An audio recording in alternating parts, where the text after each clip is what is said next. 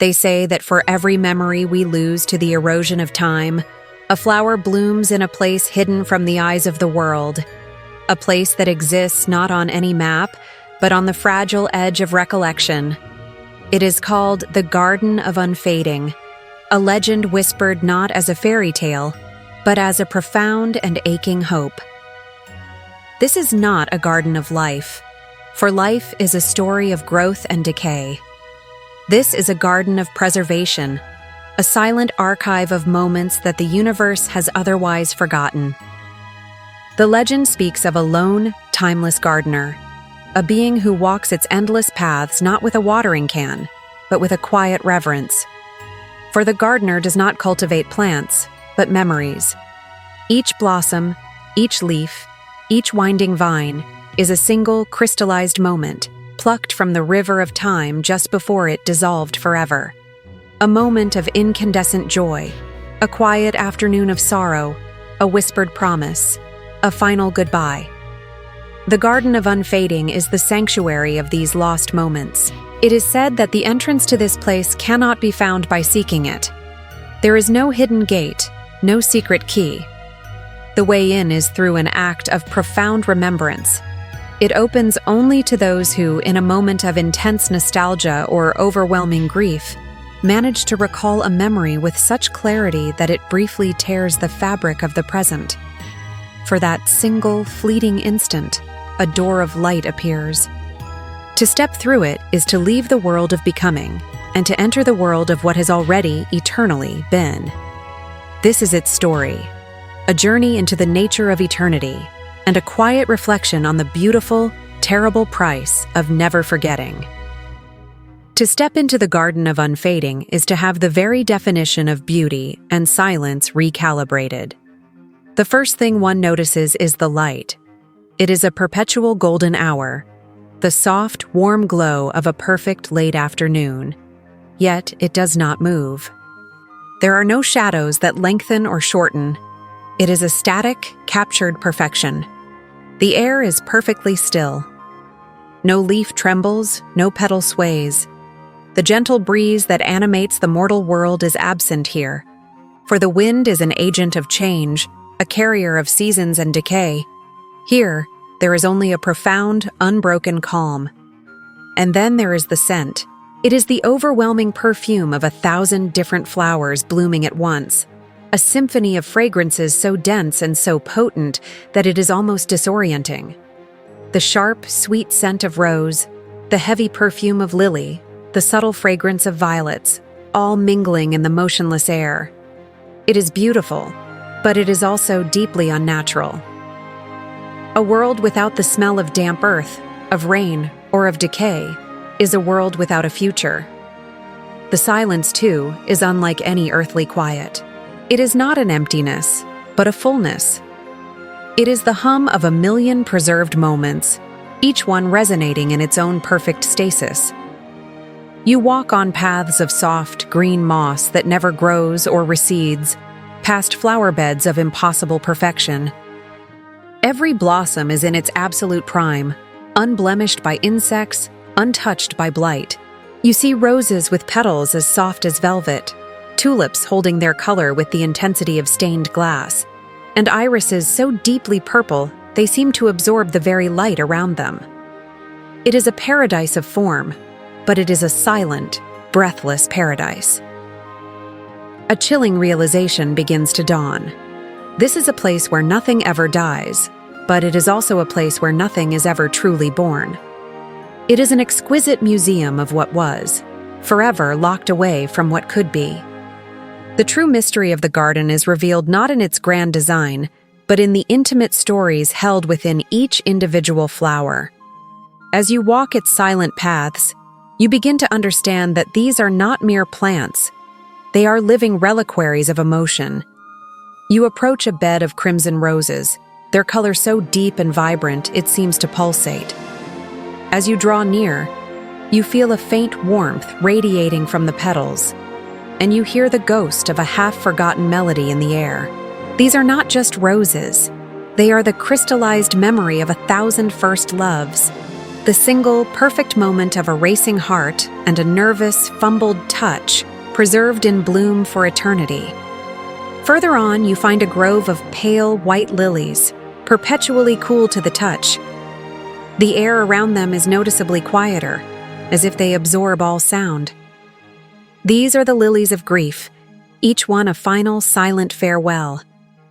To look upon them is to feel the echo of a profound loss, the weight of a hand grown cold, the hollow space left behind by a soul's departure.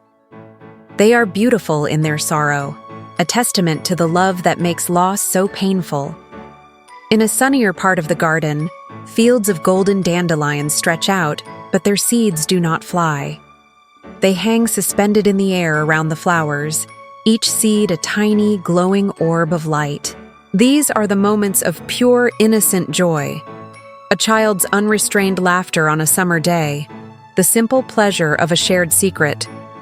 They are memories so light and so fleeting that they would have otherwise vanished in an instant, but here, they are held forever in their gentle, floating dance. In the shadows, a thorny vine with exquisite, dark flowers winds its way around an ancient trellis. The blossoms are mesmerizing, but the thorns are sharp and menacing. This is the vine of regret, each flower a memory of a choice not made, a path not taken, a word left unspoken.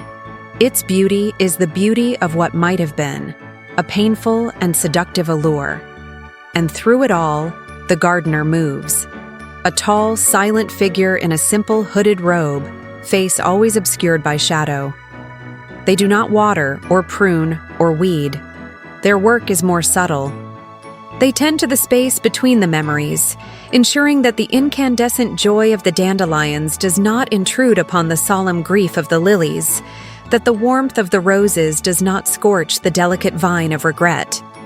The gardener is the silent curator of the human heart, ensuring every memory is preserved, exactly as it was, forever.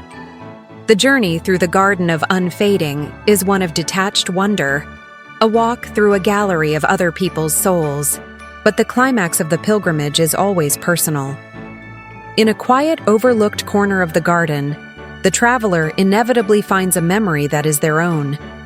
It is never one of the grand blossoms. It is not the triumphant rose or the solemn lily. It is a small, simple wildflower, one you had completely forgotten. A tiny blue forget-me-not growing in the shade of a larger fern. As you kneel down, the scent of the garden fades, replaced by the faint, familiar smell of old books and rain-soaked earth. The hum of a million moments is replaced by the memory of a quiet voice, reading a story on a rainy afternoon. A memory of a grandparent, long since passed. A moment so simple, so quiet, it had been completely buried under the weight of more dramatic life events. But here it is, in perfect, heartbreaking bloom. And in that moment of rediscovery, the true nature of the garden is revealed. This is not a heaven of eternal life. It is a beautiful, static prison. To live forever in this place would be to live this single, rediscovered moment, over and over again. The joy of remembering would curdle into the horror of being unable to forget, of being unable to move on. The revelation is this: the beauty of a memory in the mortal world lies precisely in its imperfection, in its fading. A memory is precious because it is a fleeting echo, a ghost we cherish. Here, it is not a ghost. It is a monument, heavy and unchanging. You realize that life's meaning is not derived from permanence, but from its constant, beautiful, and painful flux. To live is to grow, to change, to bloom, and inevitably, to wither. To love is to accept the eventual pain of loss. The Garden of Unfading, in its perfect, immortal beauty, is a denial of that fundamental truth. It is a paradise without a pulse. To leave the Garden of Unfading is a choice. One could stay, forever cradled in the warmth of a perfect, rediscovered memory. But to do so would be to cease to exist in any meaningful way. The exit appears when the traveler willingly lets the memory go, not by forgetting it again, but by accepting its place in the past, by choosing the bittersweet reality of the mortal world, with all its change and loss, over the sterile perfection of the garden. You step back through the threshold of light, and the scent of 1,000 flowers is replaced by the simple, clean smell of the wind.